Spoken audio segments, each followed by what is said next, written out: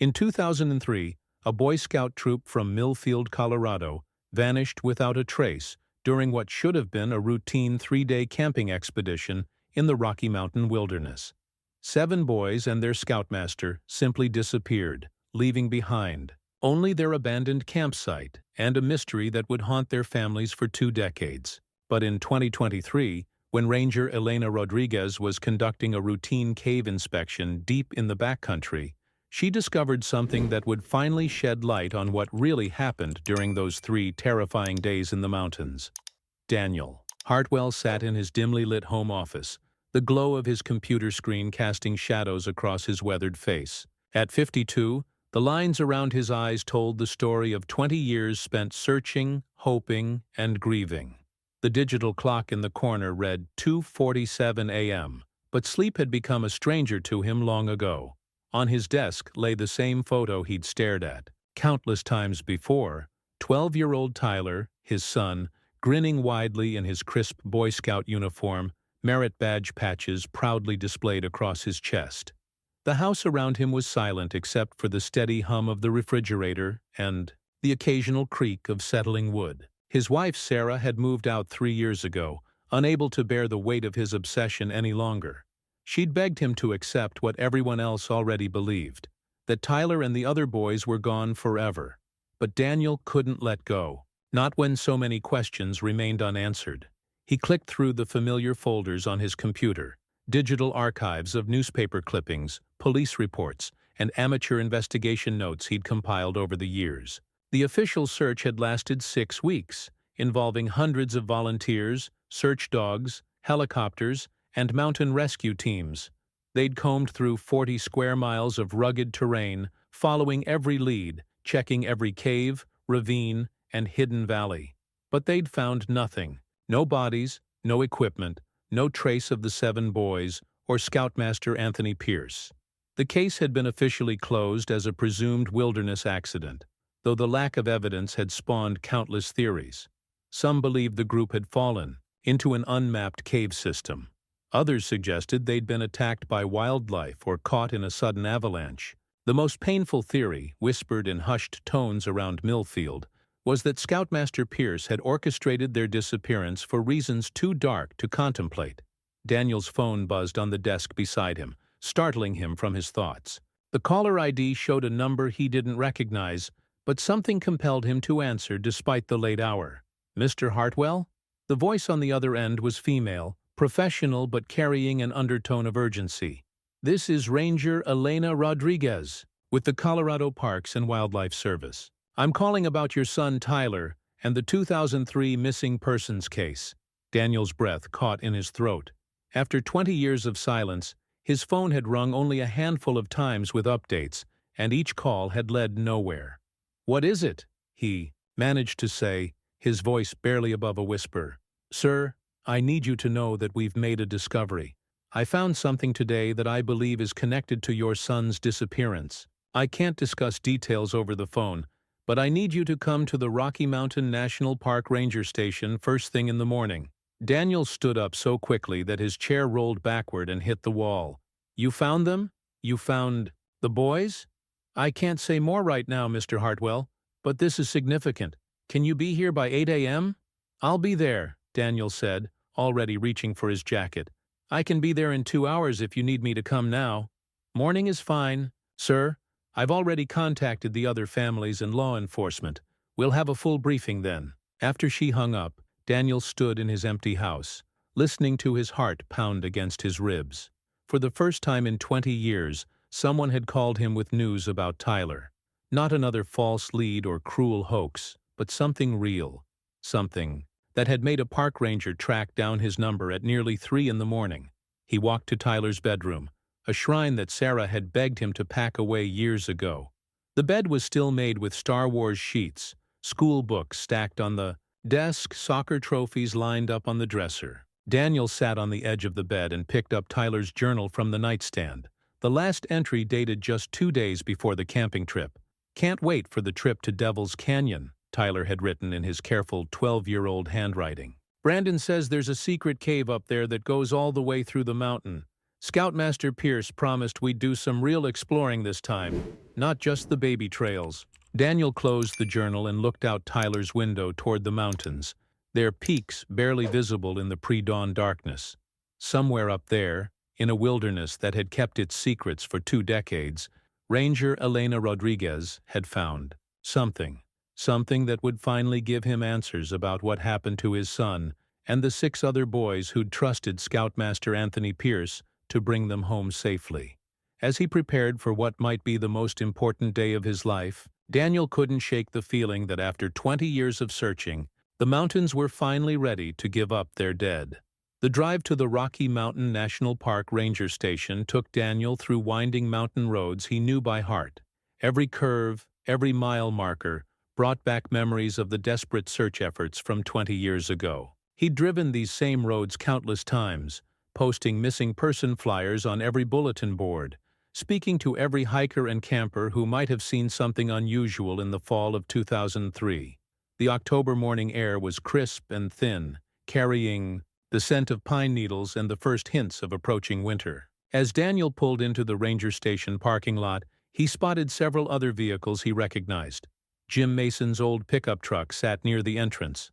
Brandon's father had aged just as poorly as Daniel over the years. Next to it was Carol, Chen's silver sedan. Her son Mason had been the youngest member of the troop at just 11 years old when they disappeared. Inside the modest wooden building, Daniel found himself face to face with parents he hadn't seen in months. The annual memorial service had become too painful for most of them to attend, and their informal support group had gradually dissolved as hope faded and marriages crumbled under the weight of unresolved grief. Jim Mason looked up as Daniel entered, his weathered hands wrapped around a paper coffee cup. At 58, the former construction foreman had retired early, unable to concentrate on work after losing Brandon. "Danny," he said with a nod. "Been a while?" "Too long," Daniel replied, settling into one of the plastic chairs arranged in a semicircle. Carol Chen sat quietly in the corner, her once dark hair now completely gray. Noah's parents, David and Linda Williams, held hands tightly in their seats, their faces etched with the same mixture of hope and terror that Daniel felt churning in his stomach. The door to the back office opened, and a woman in her late 30s emerged, wearing the distinctive green uniform of the Park Service. Ranger Elena Rodriguez was compact and athletic, with intelligent brown eyes and an expression that conveyed both authority and compassion. Behind her followed Detective Lisa Morgan, a tall woman with graying temples whom Daniel remembered from the original investigation.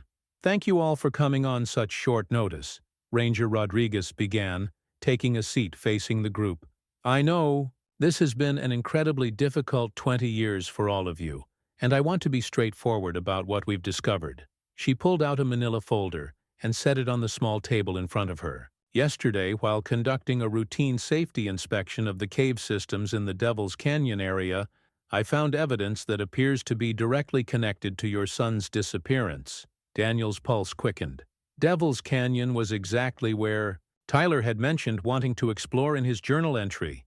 "The cave I was inspecting isn't on any public maps," Rodriguez continued. "It's part of a restricted area that was sealed off to recreational use back in the 1990s due to unstable rock formations. The entrance is extremely difficult to locate and requires technical climbing equipment to access safely." She opened the folder and pulled out several photographs. "Inside this cave, approximately 200 feet from the entrance, I found what appears to be a makeshift campsite. There were remnants of camping equipment, personal items, and—" She paused, glancing at Detective Morgan. "Human remains." Carol Chen let out a small gasp and covered her mouth with both hands. Jim Mason's coffee cup slipped from his fingers, spilling across the floor as he stared at the ranger in shock. "We've recovered items that we believe belong to the missing Scouts," Rodriguez said gently. "A damaged backpack with the name Tyler H. written in permanent marker. A Boy Scout handbook belonging to Brandon Mason.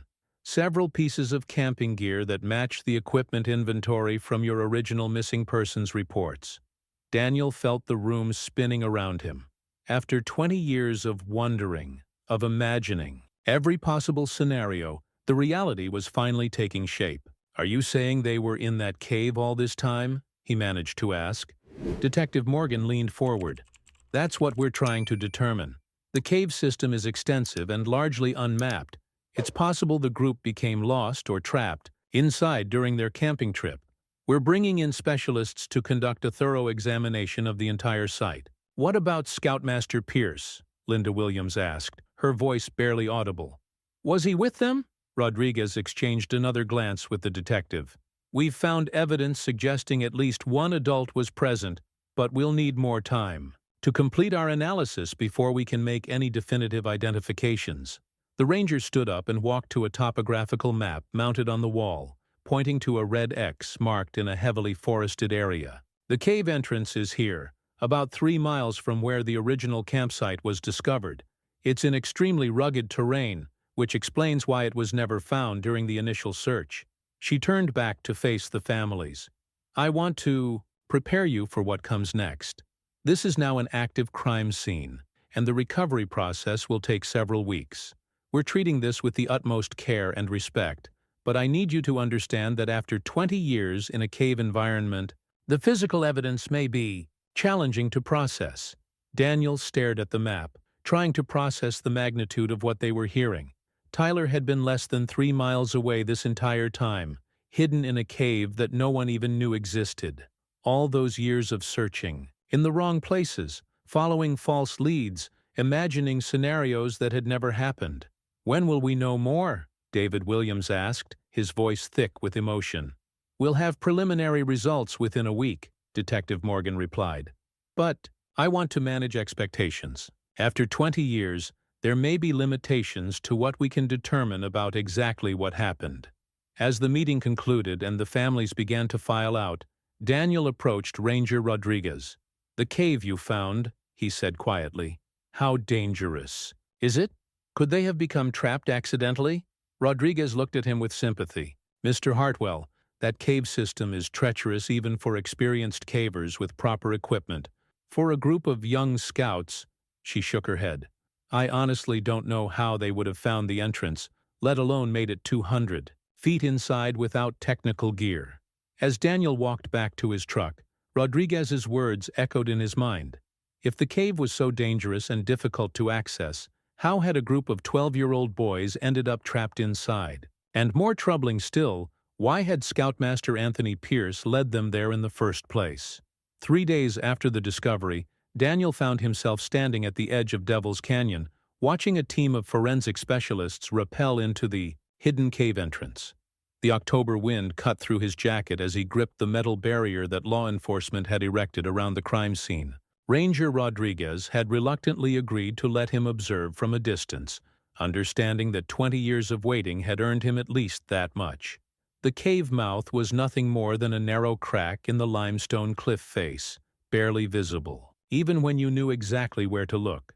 Daniel watched the investigators disappear into the darkness, their headlamps creating brief flashes of light against the rock walls before vanishing entirely. "Mr. Hartwell?" Detective Morgan approached, from behind, holding a steaming cup of coffee. "You've been standing here for 2 hours. Maybe you should consider heading home." Daniel shook his head without taking his eyes off the cave. "I need to see what they bring out." Over the past 3 days, the recovery team had made multiple trips into the cave system, each time emerging with evidence bags and equipment cases. They'd photographed everything in situ before disturbing the scene, documenting 20 years of decay and deterioration that had preserved their son's final moments. "Can you tell me anything about what you've found?" Daniel asked. "Anything at all?" Detective Morgan hesitated, then pulled out a small notebook from her jacket pocket. "Off the record, and only because I have children of my own," she said quietly. "The scene down there tells a story, but it's not the story we expected." She flipped through several pages of handwritten notes. The campsite was set up professionally. Sleeping bags arranged in a circle, camp stove positioned safely away from the bedding, food supplies stored properly in bear canisters. These kids weren't lost or panicking when they made camp. Daniel felt a chill that had nothing to do with the mountain air. "What are you saying?" "I'm saying someone with experience guided them into that cave and helped them establish a base, camp. This wasn't an accident, Mr. Hartwell. Someone deliberately led those boys into a place they could never escape from. The detective closed her notebook and looked directly at Daniel. We found something else, a journal wrapped in plastic and remarkably well preserved. It appears to be written by your son Tyler, documenting what happened during their final days. Daniel's knees nearly buckled. Tyler kept writing? Even in the cave? The entries span 5 days, Morgan said softly. From the day they entered the cave until... She paused. Until the writing stops. A shout from below interrupted their conversation. One of the forensic investigators was emerging from the cave, moving with obvious urgency. He rappelled quickly to the top and immediately approached Detective Morgan, speaking in hushed tones that Daniel couldn't quite hear. The investigator handed Morgan an evidence bag containing what appeared to be a small electronic device. She examined it closely, her expression growing increasingly grim. "What is it?" Daniel demanded. Detective Morgan looked at the device, then at Daniel. "It's a GPS unit, one that was deliberately programmed with coordinates, leading directly to this cave." The implications hit Daniel like a physical blow. Someone had planned this. Someone had used technology to guide 7 innocent boys to their deaths, and that someone had been the one person they'd trusted completely. Scoutmaster Anthony Pierce hadn't led them astray by accident. He'd brought them here on purpose, that evening. Daniel sat across from Detective Morgan in a cramped conference room at the county sheriff's office, Tyler's recovered journals spread open between them. The pages were yellowed and brittle, but Tyler's careful handwriting remained remarkably legible after 20 years in the cave's controlled environment. "Before we begin," Detective Morgan said, adjusting her reading glasses, "I want you to understand that reading your son's final words will be difficult." Tyler was 12 years old, but he documented everything with remarkable clarity. "Are you prepared for this?" Daniel nodded, though his hands trembled as he reached for the journal. "I need to know what happened to him. To all of them." Morgan opened to the first entry, dated October 15, 2003. Tyler begins writing on the day they arrived at the campsite. "Listen to this." She began reading in Tyler's voice. "Day 1. Devil's Canyon is even cooler than Brandon said. Scoutmaster Pierce knows about caves that aren't on any maps. He brought special equipment, ropes and headlamps, and these metal things he calls anchors. He says we're going to explore places that no other scouts have ever seen. Brandon is excited, but Mason seems scared. Noah keeps asking when we're going home, but Scoutmaster Pierce says real scouts don't worry about home when they're on an adventure." Detective Morgan looked up at Daniel. "Does this sound like typical behavior for Pierce? Taking boys into unmapped caves?" Daniel shook his head slowly. "Anthony was always careful. Safety first, follow the rules. He'd never take kids anywhere without proper permits and emergency protocols." He paused. "But Tyler sounds excited here, not frightened." Morgan turned the page. The entries continue. Day 2, they're still at the surface campsite. Pierce is teaching them technical climbing skills, preparing them for what he calls the real adventure. But then something changes on day 3. She read again. "Scoutmaster Pierce woke us up before sunrise. He said we needed to start early because the cave exploration would take all day. He made us pack everything, said we wouldn't be coming back to this campsite. Brandon asked why, and Scoutmaster Pierce got angry. Said real scouts follow orders without questioning their leader. That scared me because he's never yelled at us before." Daniel felt his stomach tighten. "He made them pack everything? Why would they need their sleeping bags for a day trip?" "That's exactly what Tyler wondered," Morgan replied. "Listen to this." Next part. "We hiked for 2 hours to reach the cave entrance. It's hidden behind some fallen rocks and you can't see it unless you know exactly where to look. Scoutmaster Pierce had to use ropes to get us down to the opening. Mason started crying and said he wanted to go home. Scoutmaster Pierce told him that home was a long way away now and we needed to focus on what was in front of us." The detective closed the journal momentarily. "Daniel, I need to ask you something difficult. In all your interactions with Anthony Pierce, did you ever notice anything inappropriate? Any behavior that seemed off?" Daniel searched his memory. Anthony Pierce had been their neighbor for 8 years, a trusted friend who'd helped Daniel build a deck, who'd barbecued with their family countless summer evenings. Tyler had idolized him, begged to join his scout troop when he turned 11. "He was always so good with the boys," Daniel said slowly. "But now that I think about it, he never talked about his own family. Never mentioned parents, siblings, girlfriend. We just assumed he was private about his personal life." Morgan reopened the journal to day 4. This is where Tyler's entries become more disturbing. They're inside the cave now, and Pierce's behavior has changed dramatically. She read, "Scoutmaster Pierce says we can't leave until we've learned an important lesson about survival and trust. He took our backpacks and hid them somewhere deeper in the cave. He says a real scout can survive with nothing but his wits and his loyalty to his troop leader." Brandon tried to argue, and Scoutmaster Pierce made him sit in the dark part of the cave by himself for 3 hours. Daniel's blood ran cold. He was punishing them, controlling them. "It gets worse," Morgan said grimly. Day 5 is the final entry. Tyler writes, "We've been in the cave for 3 days now. Mason is really sick and Noah won't stop crying.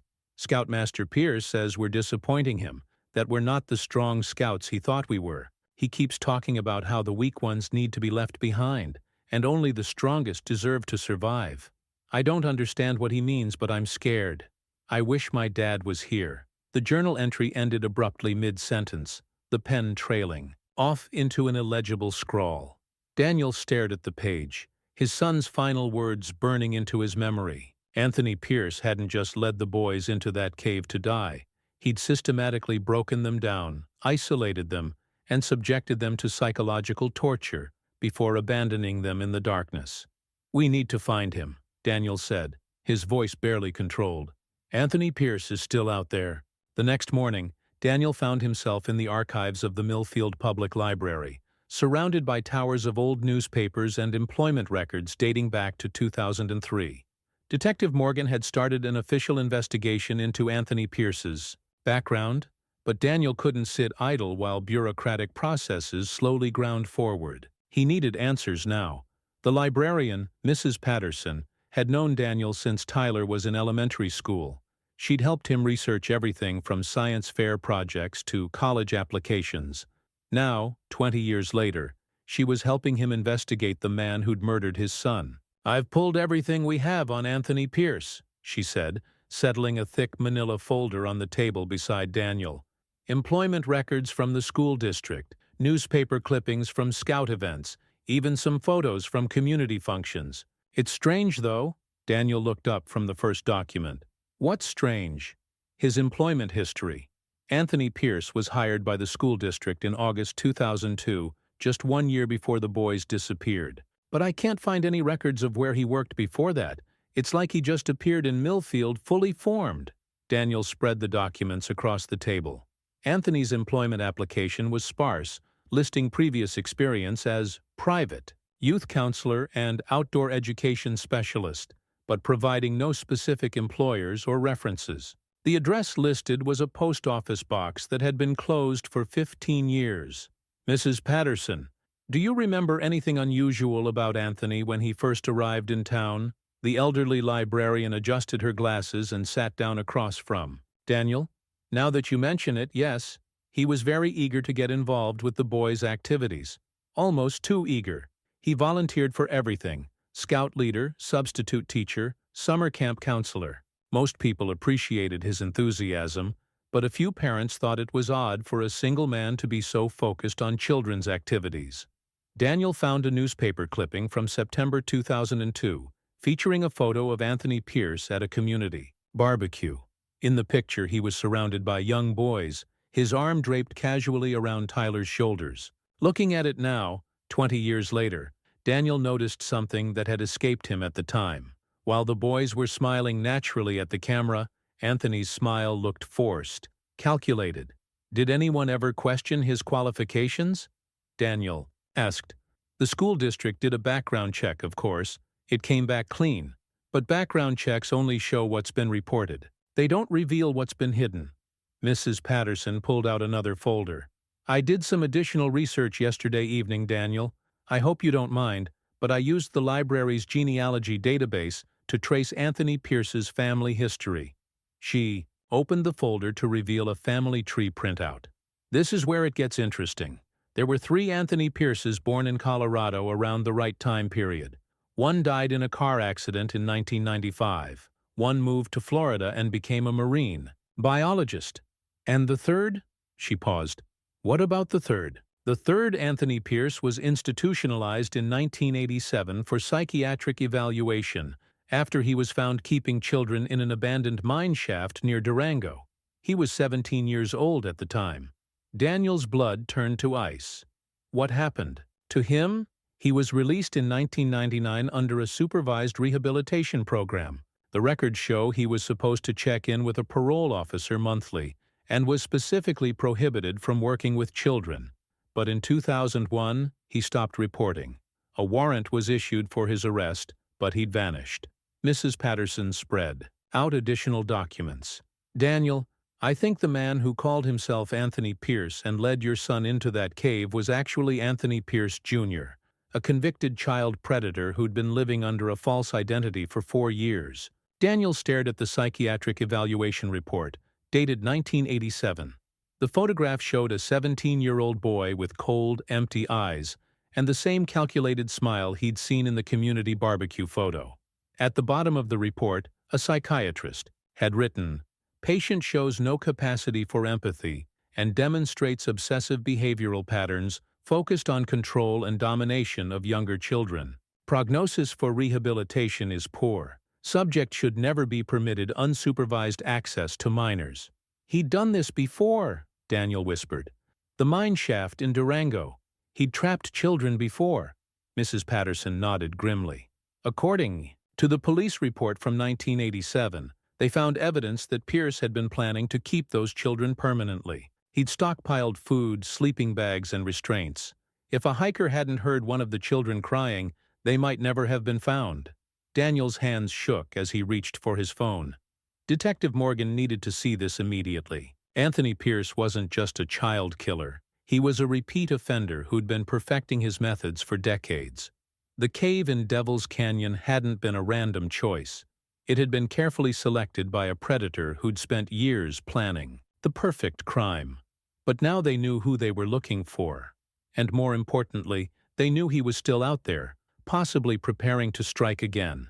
Detective Morgan stared at the documents Daniel had brought from the library, her face growing more grim with each page she turned.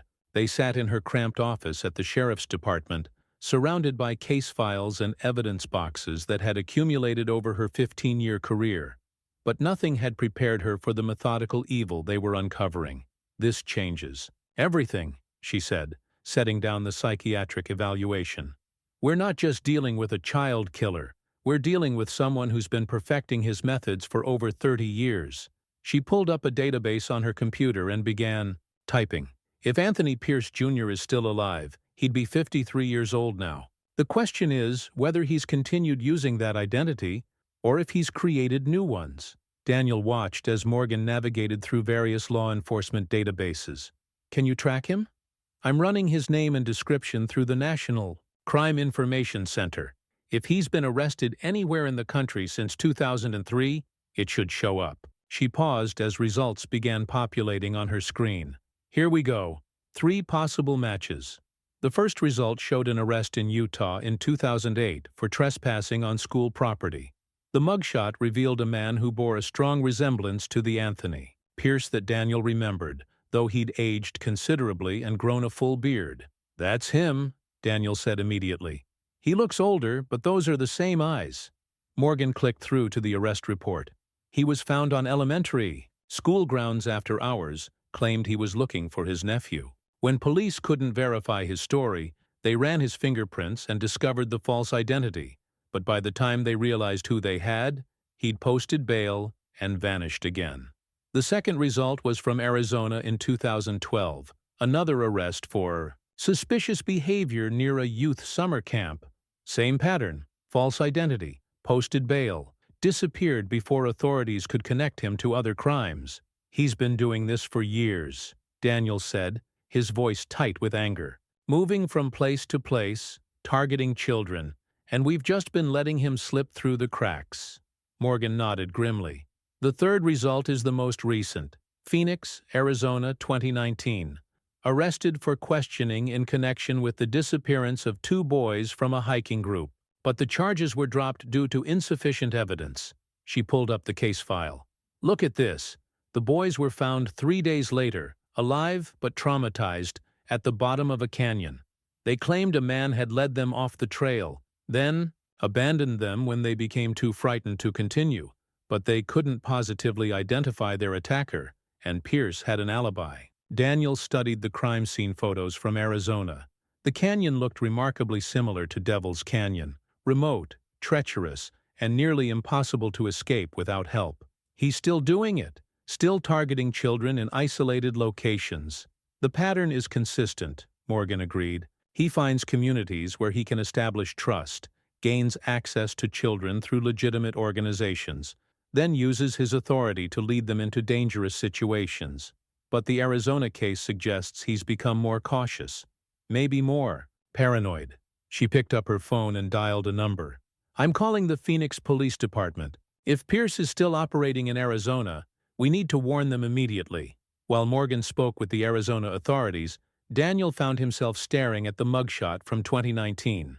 Pierce's hair was completely gray now, his face more weathered, but the cold calculation in his eyes remained unchanged. This was the face of the man who had systematically tortured and murdered his son. Bad news, Morgan said, hanging up the phone. Phoenix PD lost track of Pierce after the 2019 incident. His last known address was abandoned 6 months ago. Neighbors said he'd left suddenly in the middle of the night. Daniel felt a chill run down his spine. He's on the move again. Gets worse. According to the detective I spoke with, there have been 3 more cases of children going missing during organized outdoor activities in Colorado, Wyoming, and Utah over the past 18 months, all involving adult male leaders who disappeared along with the children. Morgan spread a map across her desk and marked the locations with red pins. Look at this pattern. He's working his way back toward Colorado, back toward the area where he knows the terrain best. Daniel stared at the map, tracing the progression of red pins that seemed to spiral inward toward their location. You think he's coming back here? I think he never really left, Morgan said quietly. I think Anthony Pierce has been operating in this region for 20 years, and the Devil's Canyon incident was just one of many crimes we never connected to him. She pulled out another file folder. Daniel, I need to prepare you for something. Based on what we're learning about Pierce's methods and timeline, it's possible that Tyler and the other boys weren't his only victims. There may be other families who never got answers, other children who disappeared without a trace. Daniel looked at the evidence spread across the desk. Psychiatric reports, mugshots, crime scene photos spanning decades. Anthony Pierce wasn't just a killer. He was a predator who had built his entire adult life around hunting children, and they were only now beginning to understand the true scope of his crimes. We have to stop him, Daniel said. Whatever it takes, we have to make sure he never does. This to another family. 2 weeks after the discovery at Devil's Canyon, Daniel received a phone call that made his blood run cold. It was Detective Morgan, and her voice carried an urgency he'd never heard before. Daniel, we have a situation. There's been another disappearance. He gripped the phone tighter. Where? Woodland Falls, about 60 miles north of here. A church. Youth group was on a weekend camping trip. 5 kids and their group leader vanished yesterday afternoon. The pastor who was supposed to meet them at the campsite found their gear abandoned, but no sign of the group. Daniel was already reaching for his car keys. What was the leader's name? Thomas Richardson. But Daniel, here's the thing. The description matches Pierce. Same age, same build, and get this. He only started volunteering with the church 3 months ago. The drive to Woodland Falls felt endless. Daniel's mind raced with images of Tyler's final days in the cave, wondering if somewhere in the mountains, ahead, 5 more children were experiencing the same terror his son had endured. When he arrived at the command post that had been set up at the Woodland Falls Community Center, the scene was grimly familiar. Search and rescue teams coordinated their efforts, while distraught parents hugged each other and clutched photographs of their missing children. Detective Morgan met him at the entrance. The missing kids are between 11 and 13 years old. 2 girls, 3 boys. They were supposed to return yesterday evening, but when they didn't show up, the church sent someone to check on them. She led him to a table covered with maps and photographs. Here's what we know. Thomas Richardson approached Pastor Williams 6 months ago, said he was new to the area and wanted to get involved with youth ministry. He had references, seemed knowledgeable about outdoor activities, and the kids loved him. Daniel studied a photograph of the man calling himself Richardson. Despite the different hair color and facial hair, there was no doubt. It was Anthony Pierce. Where did they find the abandoned campsite?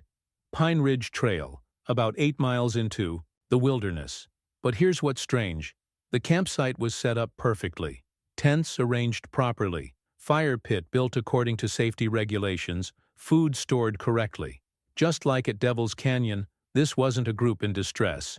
Morgan pointed to a topographical map. The search teams have been focusing on the obvious routes, established trails, nearby shelters, places where lost hikers typically end up. But based on what we learned about Pierce's methods, I think we're looking in the wrong places, she traced, her finger along the map to a series of elevation lines that indicated steep terrain. There's a cave system marked here, about 4 miles northeast of the abandoned campsite. It's similar to Devil's Canyon, difficult to access, not on any recreational maps. Daniel felt his heart pounding. You think he took them there? I think Anthony Pierce has been using these remote cave systems as his killing grounds for decades. They're perfect for his purposes. Isolated, inescapable, and unknown to search teams. A search and rescue coordinator approached their table. Detective Morgan, we've got something. One of our teams found fresh rope marks on a cliff face about 3 miles from the campsite. Looks like someone rappelled down recently. Morgan and Daniel exchanged grim looks. They both knew what that meant. How long ago? Morgan asked. Hard to say exactly, but the rope fibers are still bright-colored. Probably within the last 24 hours. Daniel stared at the map, his hands clenched into fists. Somewhere in those mountains, Anthony Pierce was playing his sick game again, breaking down innocent children before abandoning them to die in the darkness. But this time, they knew who they were hunting. And this time, they might not be too late. The helicopter swept low over the rugged terrain, its rotors beating against the thin mountain air, as Daniel pressed his face to the window, scanning the landscape below for any sign of the missing children. It had been 18 hours since the group disappeared, and every minute that passed reduced their chances of finding them alive. Ranger Rodriguez sat across from him, studying satellite imagery on a tablet. There, she said, pointing to a series of limestone formations about 2 miles ahead. That's the cave system marked on the geological survey. If Pierce is following his established pattern, that's where we'll find them. The pilot's voice crackled through their headsets. Setting down at the ridge landing zone. Winds are picking up, so we've got maybe 3 hours before weather forces us out. Daniel watched the ground crew below as they rappelled from the helicopter, their movements quick and efficient. Search and rescue specialists, FBI agents, and cave rescue experts, the largest operation mounted in the region since Tyler's disappearance 20 years ago. Mr. Hartwell, Detective Morgan said as they prepared to disembark, I need you to understand that you're here as a consultant only. You know Pierce's methods better than anyone, but you cannot enter that cave system. Daniel nodded, though every ice fiber of his being wanted to descend into those caves himself. The thought that 5 children might be experiencing Tyler's final terror was almost unbearable. On the ground, the team gathered around a detailed cave map that had been hastily prepared by local geological experts. The cave system was extensive, with multiple entrances and a labyrinth of interconnected chambers extending deep into the mountain.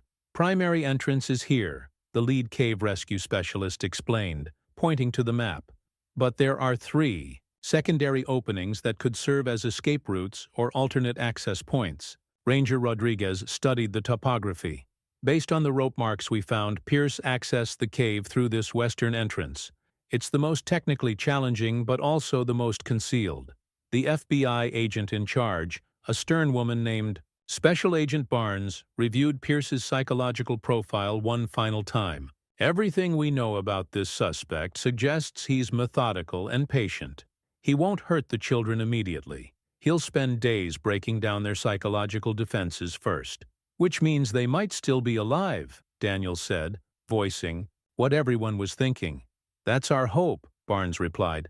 "But we also know that Pierce has had 20 years to perfect his methods since your son's case. He may have learned from whatever mistakes he made in Devil's Canyon." The cave rescue team prepared their equipment while a communications specialist set up a relay system that would allow contact between the surface and the underground team. Daniel watched them work, remembering the desperate search efforts from 2003 that had found nothing. "Movement at the cave entrance," called out one of the spotters, training his binoculars on the limestone cliff face. "Someone's coming out." Every head turned toward the cave opening. A figure emerged, moving slowly and deliberately, an adult male with gray hair wearing camping gear. Even at a distance, Daniel recognized the measured movements of Anthony Pierce. "There he is," Daniel whispered. "That's him." Pierce seemed unaware of the rescue operation positioned around the cave system.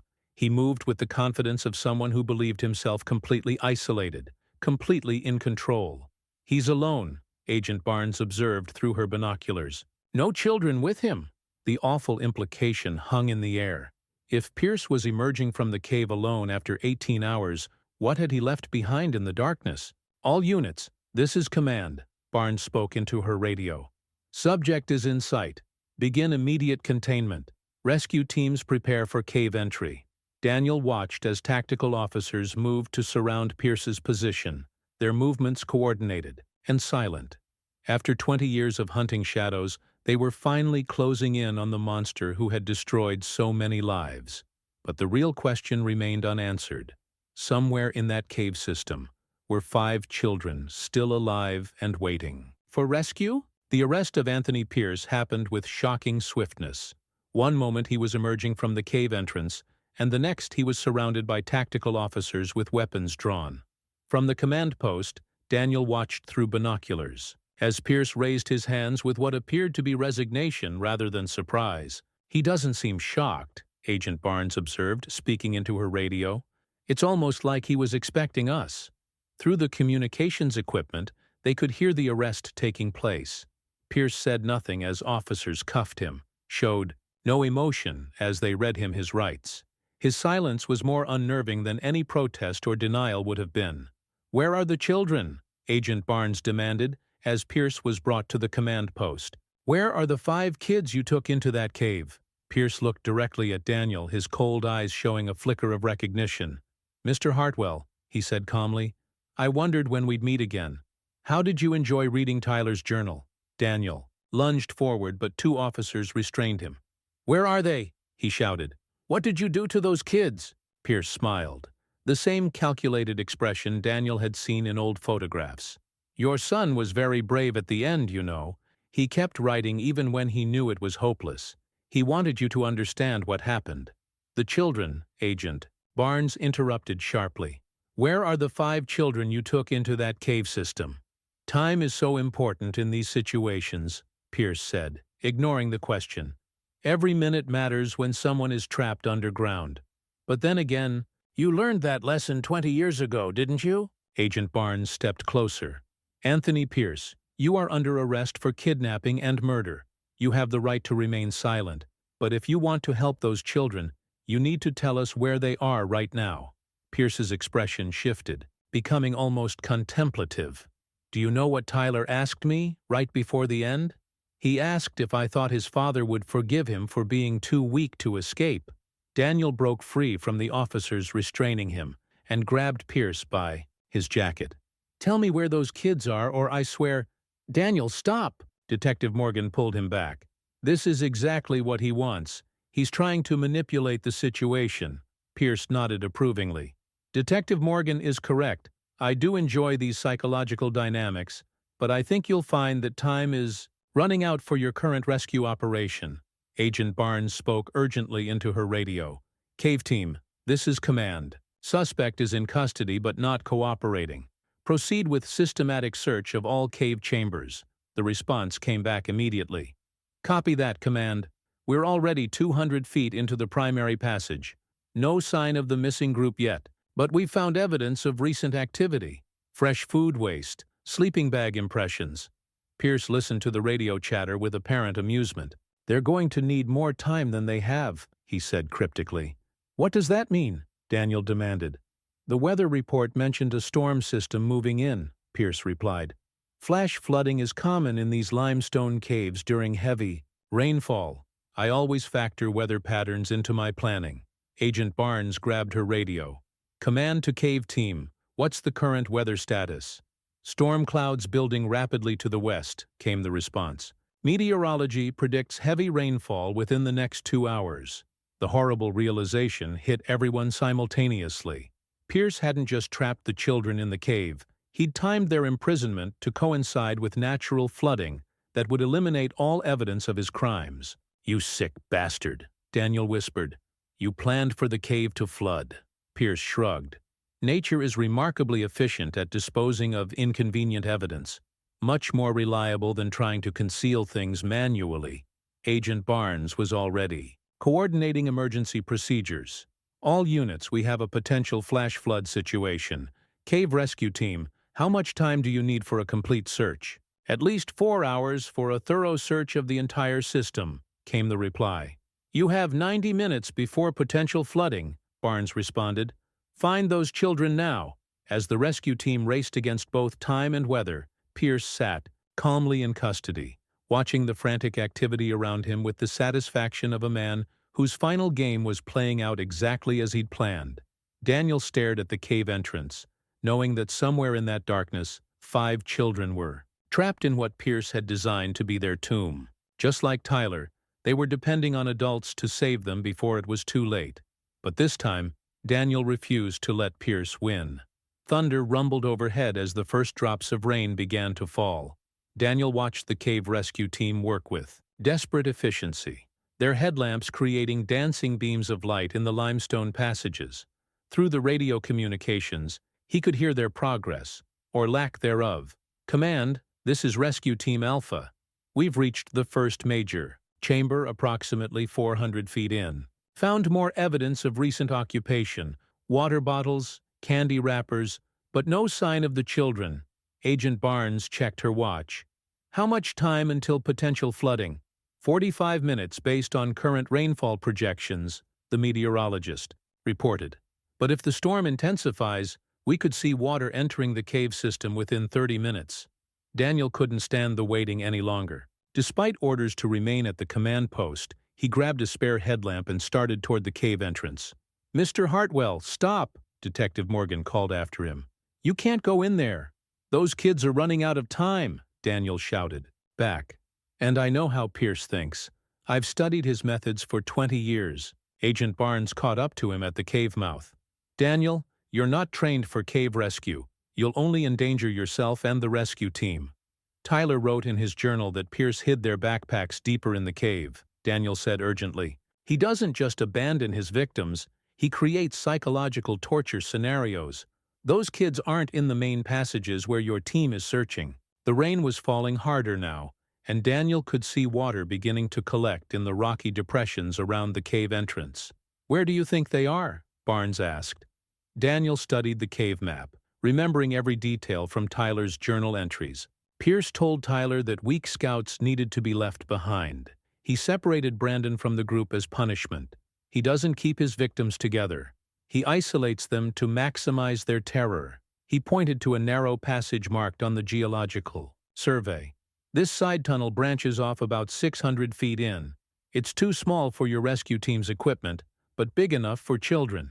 The radio crackled with urgent communication from inside the cave. Command, we found something. There's a side passage here that's not on our maps. It's partially concealed by fallen rocks, but we can see scuff marks where someone's been moving stones recently. That's it, Daniel said with certainty. That's, where he put them. Agent Barnes spoke into her radio. Rescue team, can you access the concealed passage? Negative. The opening is too narrow for our equipment. We'd need someone smaller, and even then it would be extremely dangerous.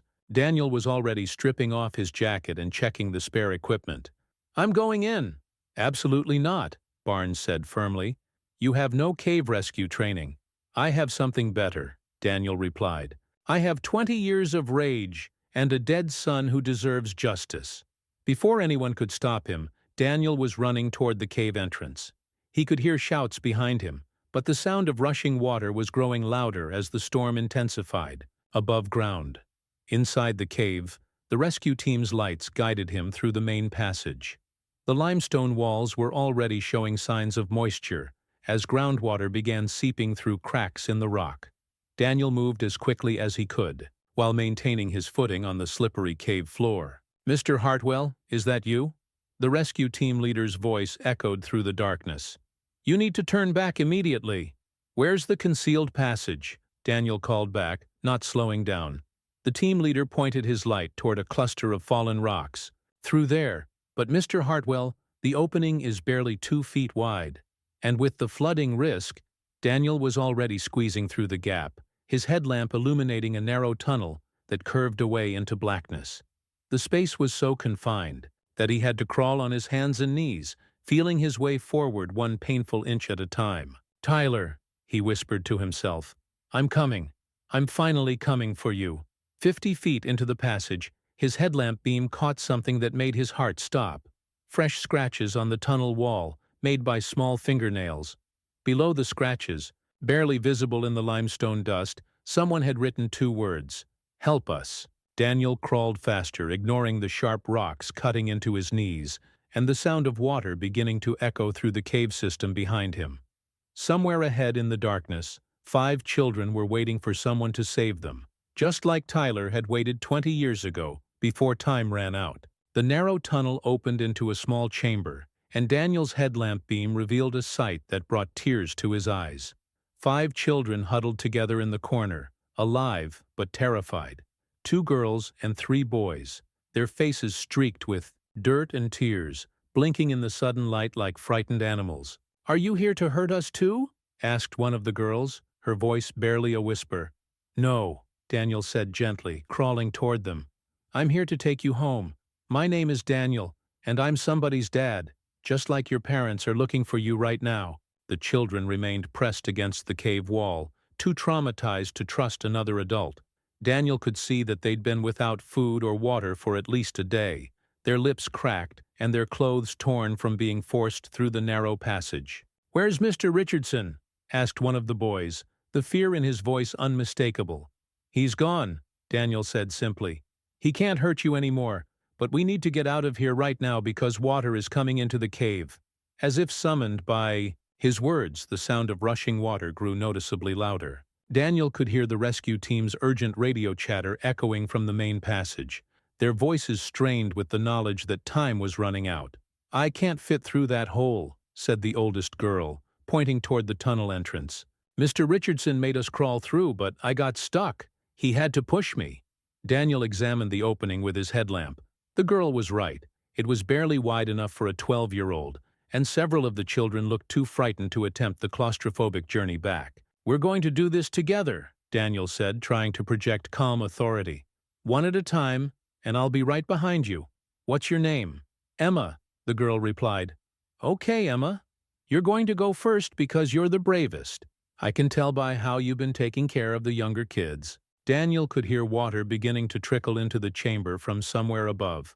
Flash flooding in limestone caves was notoriously fast and deadly. The water level could rise from ankle-deep to ceiling-high in a matter of minutes. "Emma, I need you to crawl through that tunnel as fast as you can. There are rescue workers on the other side who will help you. Can you do that?" The girl nodded, though her hands were shaking. Daniel helped her into the tunnel opening, then turned to the 4 remaining children. "What's your name?" he asked the youngest boy, who couldn't have been more than 11. "Marcus," the boy whispered. "Marcus, you're going next, right after Emma. Then you," he pointed to another boy, "and you," to the second girl, and finally you, to the oldest boy who looked to be about 13. The sound of rushing water was getting closer. Daniel's radio crackled with urgent messages from the surface. "All personnel, flash flooding has begun. Estimated time to critical levels, 15 minutes. Daniel helped Marcus into the tunnel, then the next child, fighting back memories of Tyler trapped in a similar cave 20 years ago. This time would be different. This time he could save them. "Your turn," he told the second girl. "I'm scared," she whispered. "I know, but your mom and dad are waiting for you outside. They've been looking for you since yesterday, and they're not going to give up. Neither am I." As the girl disappeared into the tunnel, Daniel turned to the last boy.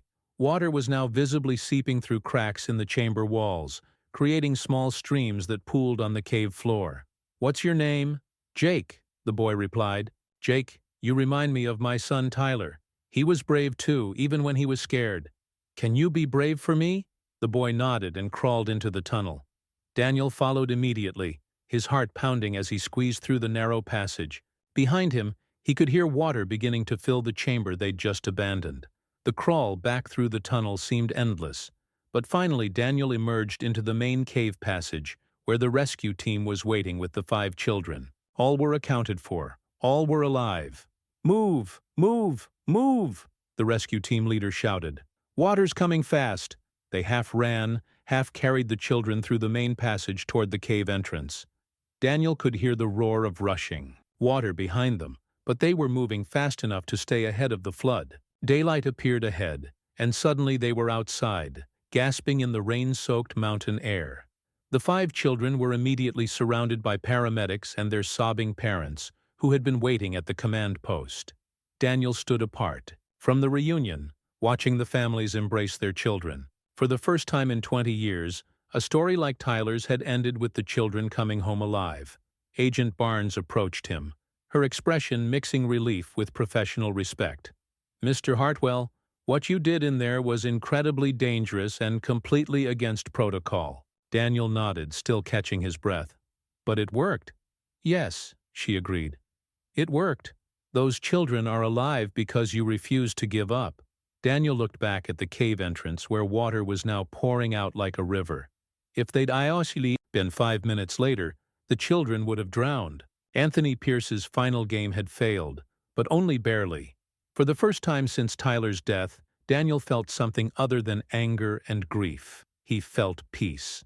6 months later, Daniel stood before a granite memorial in Millfield Cemetery, reading the 7 names etched into the polished stone. Tyler Hartwell, Brandon Mason, Mason Chen, Noah Williams, and 3 other boys whose lives had been cut short in the darkness of Devil's Canyon. The memorial had been funded by the families and the community, a permanent reminder of innocence lost and justice delayed. But today felt different. Today, Anthony Pierce was finally facing trial for multiple counts of murder, kidnapping, and child endangerment. The evidence was overwhelming. Tyler's journal, DNA evidence from the cave, testimony from the 5 children he'd rescued, and decades of cold cases that were finally being connected to Pierce's methodical evil. "I thought I might find you here," Detective Morgan said, approaching from the cemetery path. She carried a manila folder under her arm and wore the expression of someone bringing difficult but necessary news. "How many?" Daniel asked, not looking away from Tyler's name on the stone. 17 confirmed victims across 6 states, spanning 30 years, Morgan replied quietly. "The FBI's Behavioral Analysis Unit believes there may be more we haven't found yet." Daniel closed his eyes, trying to process the magnitude of Pierce's crimes. 17 children who had trusted the wrong adult, 17 families who had lived with the same agonizing questions he'd carried for 20 years. "The 5 kids from Woodland Falls are doing well," Morgan continued. "Emma starts counseling next week, and the others are back in school. Their families wanted me to give you this." She handed him a handwritten card signed by all 5 children and their parents. The message was simple, but profound. "Thank you for not giving up. Thank you for bringing us home." Daniel read the card twice, feeling the weight of words he'd needed to hear for 2 decades. Not everyone could be saved, but some could. Not every story ended like Tyler's. "There's something else," Morgan said, opening her folder. The forensics team finished processing Tyler's journal, the final entry, the one that was too damaged to read initially. They were able to recover it using new imaging technology. She handed him a photograph of the journal's last page. Tyler's handwriting was faint, but legible. "I don't think we're going to get out of here. Scoutmaster Pierce keeps talking about lessons and strength, but I think he brought us here to die. If someone finds this, please tell my dad that I tried to be brave like he taught me. Tell him I love him, and I'm sorry I couldn't find a way home." Daniel's hands trembled as he read his son's final words. After 20 years of wondering, he finally knew that Tyler had understood what was happening and had faced it with courage. "He was trying to leave a message for you," Morgan said gently. "Even at the end, he was thinking about you."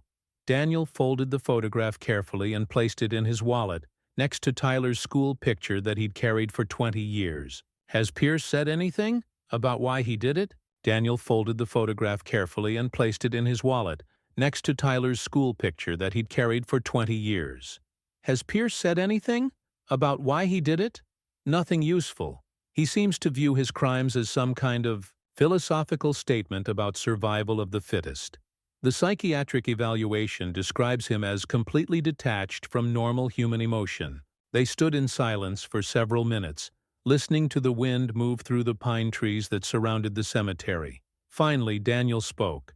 "I've been thinking about starting a foundation, something to help families of missing children, to fund better search and rescue training, maybe develop new technologies for cave rescue operations."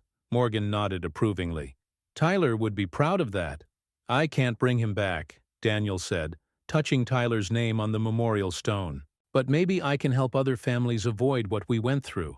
Maybe I can make sure other children don't die in the dark while we search in the wrong places." As they walked back toward the cemetery entrance, Daniel felt something he hadn't experienced since 2003, a sense of purpose that wasn't rooted in anger or obsession. For 20 years, his life had been defined by Tyler's absence. Now, finally, it could be defined by Tyler's memory and the lives that memory might help save. "The trial starts next month," Morgan said as they reached their cars. "Are you planning to attend?" Daniel looked back at the memorial one more time. "Every day. I want to look Anthony Pierce in the eye when they read the verdict. I want him to know that Tyler's story didn't end in that cave. It's just beginning."